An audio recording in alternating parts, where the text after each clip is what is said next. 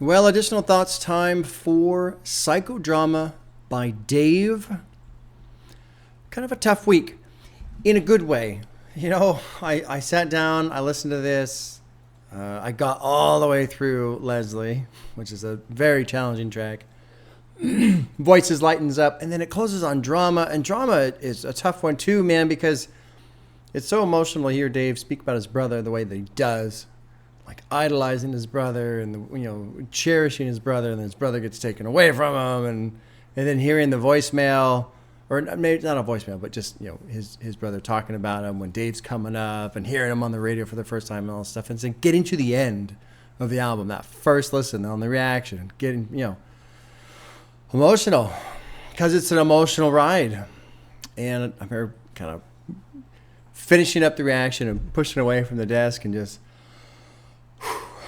The first thing I thought of was To Pimp a Butterfly, and what I talk about with To Pimp a Butterfly and it being a heavy lift and how I don't go back to it very often. And actually, honestly, I went back to Pimp a Butterfly a couple weeks ago, well, a week or two ago, recently. It's been a long time. Put it on, top to bottom, all the way. Put it on. I haven't done that in over a year, easily.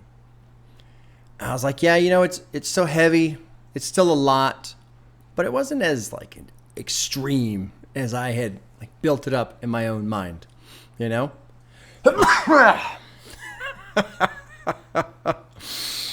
wasn't so intense. I think part of it is I'm getting a little better at not listening when I put these albums on again for additional listens, because there's different ways to hear these things. The first, very close, sit down with it, intimate experience, going through the lines and trying to pick up all these things is pretty intense. And with an album like Psychodrama, it was intense. So much so that I was honestly a little intimidated to put it on again. And I remember I put it on Saturday, kind of early, and I had it on, and I just had it on. I wasn't paying close attention to it. And okay, yeah, this is cool. And hearing the beats and remembering the songs again.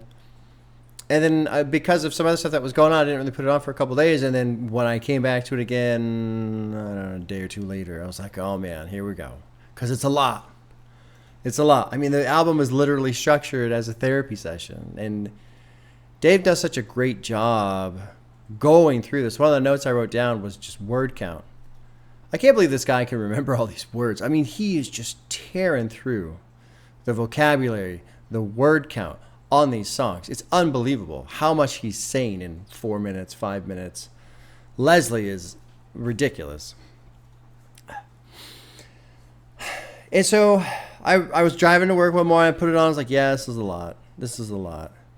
And I was skipping over Leslie because I had to. There was one more time I listened to it, and I went all the way through. And I had to force myself to do it because it's just so much. And I was thinking, man, what is it about this album? Because it's so intense for the struggle and the pain and the things that he's talking about. But it's also, in a weird way, beautiful. And I think the beauty that exists within this album, maybe it's just the way Dave details it.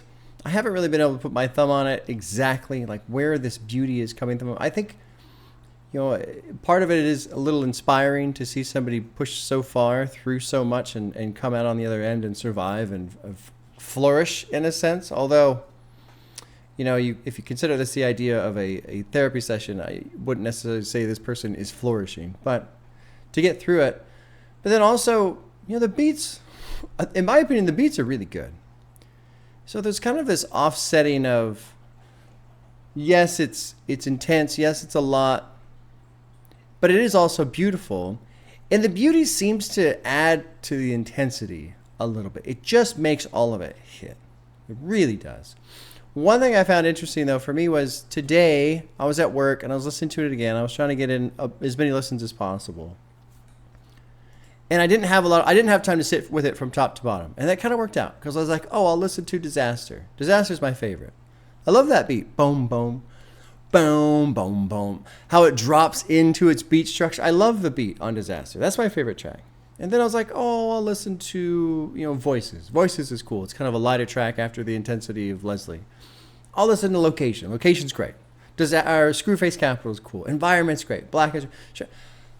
as I took apart this album, when I stopped taking it in as this full session, and if I broke it into little tiny bits, it really became a lot more manageable in terms of just the intensity, like dialing that down a little bit for me. All of a sudden, I found myself really liking it. And that was nice because early in my listens, maybe listen 2 or 3 or 4-ish, I didn't really get as much as I wanted to. I got, I don't know, maybe 6 or 7 total. I remember thinking to myself, because I was scrolling through the comments, people talking about, man, I just really love Dave, really connect with Dave. He's helped me a lot, obsess over him, etc.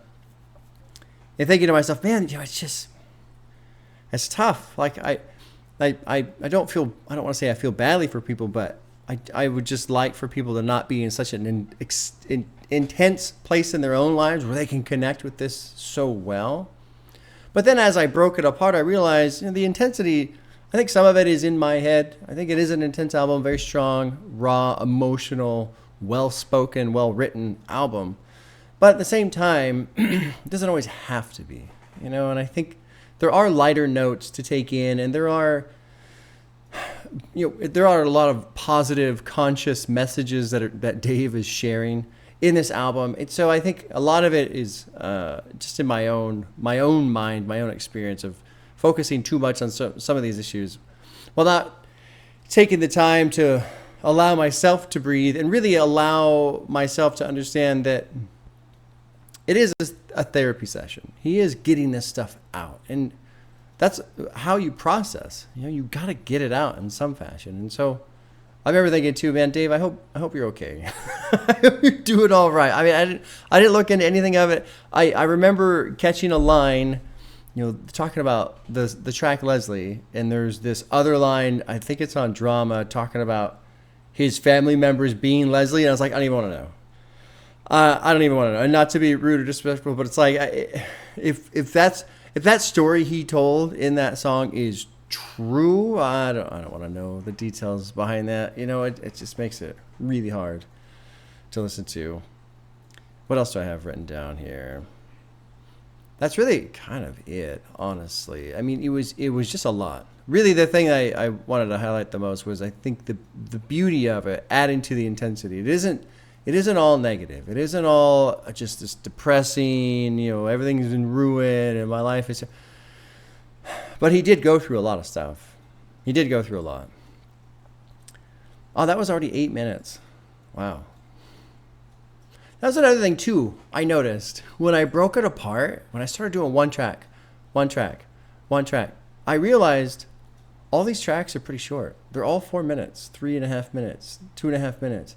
Except for the 2 big ones, Leslie and Drama. And that kind of blew me away. I was like, no way. There's no way these songs are so short. Because, again, the intensity. So that was something that really surprised me today, especially when I was looking at it again. I couldn't believe it on some of these tracks. I couldn't believe they were as short as they were, because it feels so close, so intimate. And I think really that's my biggest takeaway from Dave is I like how he writes. I like that he doesn't spend a lot of time... he focuses on wordplay and some double meaning and turning phrases and stuff like that. But he doesn't put so much effort into it that it becomes really complex and you really have to take it apart layer by layer by layer. He makes it just enough so that you're there with him. You can feel what he's talking about. You can he really puts you in his shoes and makes it understandable, relatable in a sense. You can understand where he's coming from, even if it's not something that you've experienced yourself. And he does it in a way where it doesn't feel like a song like Black is 3 minutes and 45 seconds. It feels like it's more than just a song that's under 4 minutes, for me. Anyway, Environment too. I really like Environment. There's a lot of confirmation bias on that one, because I've mentioned things that he's saying, and so it's like, oh, he agrees with me, or I agree with him, or somebody's saying the same thing, so it's it's better. But that's not necessarily true. But it is a great song, what he's talking about. And other artists have said it too, about how these flashy cars and these jewelry, all these parties, all things, that they're just veils to cover the scars type of thing. And I really liked on that track how he's focusing on trying to explain to people, look, it might look amazing, it might look like a party, and fame and fortune is all these wonderful things, but no one ever shows you all the crap going on behind it. So that's a good track too. Okay, that's long enough, I suppose. It's funny, 10 minutes, I don't know if I even really said anything. I did put one line down that I really like. All the things I've seen would turn a theist atheist. It's a really great little spin right there on that phrase. And there's more. The whole album is loaded with them. But that one, every time I hear that one, I'm like, that's just the way he cracks it out, the way it's just kind of slipped in there with everything else. I like that line a lot. Okay. Anyway, great album. Pretty intense. Easier for me if a track here, a track there. Doing it from top to bottom is kind of a challenge, honestly. Friday, this weekend is going to be a little different from the norm. So Friday, the new Yeet album is coming out, 2093. I'm going to do that tomorrow. I'm going to live stream the reaction. I'll make an announcement because I'm sure not everybody's going to watch this. But I'll start the stream probably like 8:15 West Coast time, Pacific Standard. And then the official reaction will start around like 8:30 or so. And then Saturday, so I have recorded my reaction to the Blank Face LP by Schoolboy Q. That is on Patreon now. It's been on Patreon for like 3 or 4 days. I haven't gotten around to doing the YouTube edit yet. I'll probably do that Saturday afternoon-ish and post that up on YouTube Saturday afternoon, Saturday evening. So that's coming. So YouTube kind of gets a double reaction weekend. It's already on Patreon, so they've had it for a while. And then Path and I are going to do something, but I don't know what or when, or if we're even necessarily going to do it. But we've been chatting a little bit about doing something on stream, like playing a game or something, just something fun, something chill to hang out to. But I don't know when or if. So I shouldn't have said anything. But anyway, there you go. Okay, y'all. Take care. We'll see you soon.